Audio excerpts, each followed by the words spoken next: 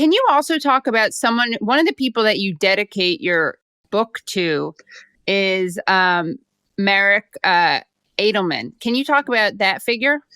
Yeah, well, he was the leader of the Bund in the Warsaw Ghetto resistance, although the first commander was a Zionist, Mordechai Anielewicz, because he had military experience.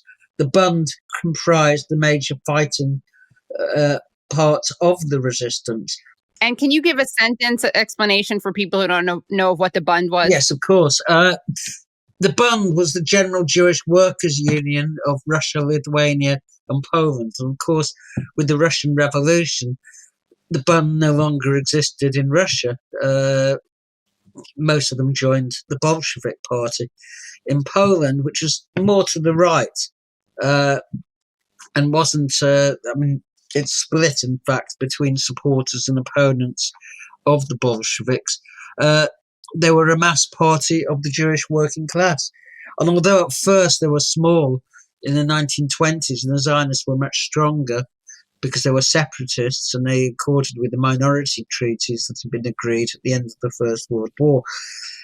As the 30s in particular developed and anti-Semitism developed, the Zionist answer was really no answer because they couldn't emigrate to Palestine. And so either they fought anti-Semitism or they accepted it. The Zionists didn't fight it. In fact, Pole Zion split in 1919 into a right and a left. And the left Pole Zion, in essence, were really not Zionists. They left or refused to join the World Zionist Organization and operated with the Bund.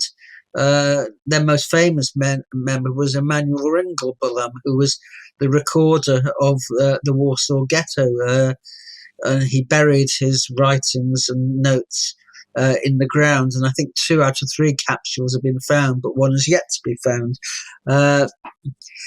But yeah, I mean, the Zionists' parties were acquiescent and they ran the Judenrat.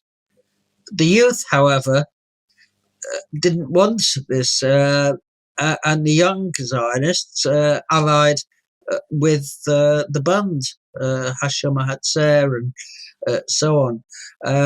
And they fought together. And Edelman says, I mean, he was the last commander of the Warsaw Ghetto resistance. He said there were no political differences because, in essence, Zionism was irrelevant. I mean, they fought not because they were Zionists, but despite the fact that they were Zionists. The political parties they came from did not approve of resistance. So they were in a rebellion against them, and they were in rebellion against their Palestinian parties, who also said they shouldn't be fighting. This was a waste of talent, which could be better spent in Palestine. So Edelman led the last fighting squads of the resistance in the Bushmakers area he was, and he managed to escape through the tunnels into the Aryan part of Warsaw, as it was, and survived. And when he came sometimes to Israel to see his old comrades, and he made it clear in a famous letter he issued to the Palestinian resistance, although he said they should turn away from terrorism, which he saw as suicide bombing, etc. He addressed them as fellow partisans, and that caused an absolute uproar in Israel. And when he died in 2008, he had a state funeral. The Polish president gave the oration. It was a 15-gun salute. And not even the lowliest clerk from the Israeli embassy attended, because for them, Marek Edelman was dead. The whole history of the Warsaw Ghetto resistance, of course, ends up in a Hollywood movie, but it's a complete distortion of history. It was led by anti-Zionists and communists. Right. And they had a very interesting philosophy of hereness, right? The Bunds, which was all about fighting and belonging and living here as opposed to over there. Yeah.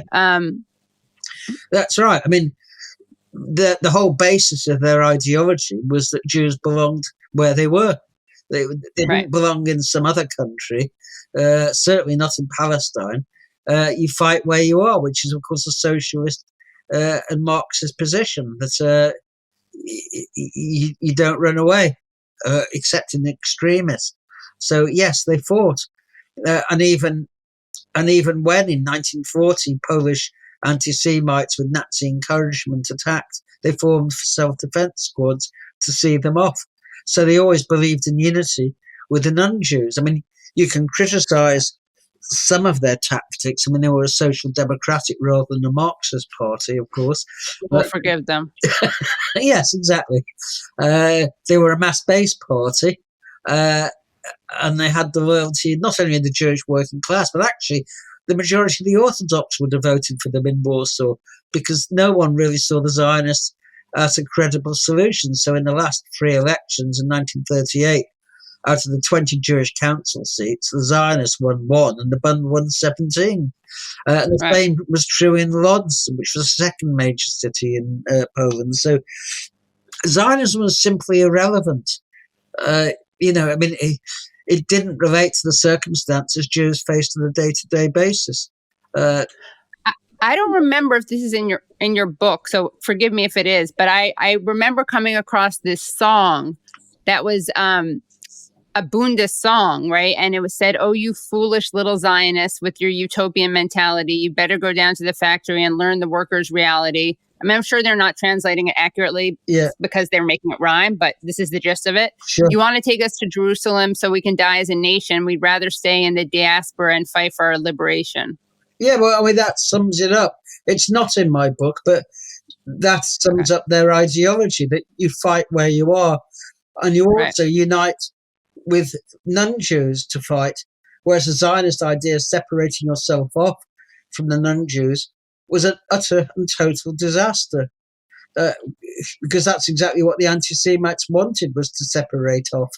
And of course, when it came to the resistance, the Zionists couldn't obtain any arms because they didn't have any contact. It was the Bund who obtained it from the Polish Home Army.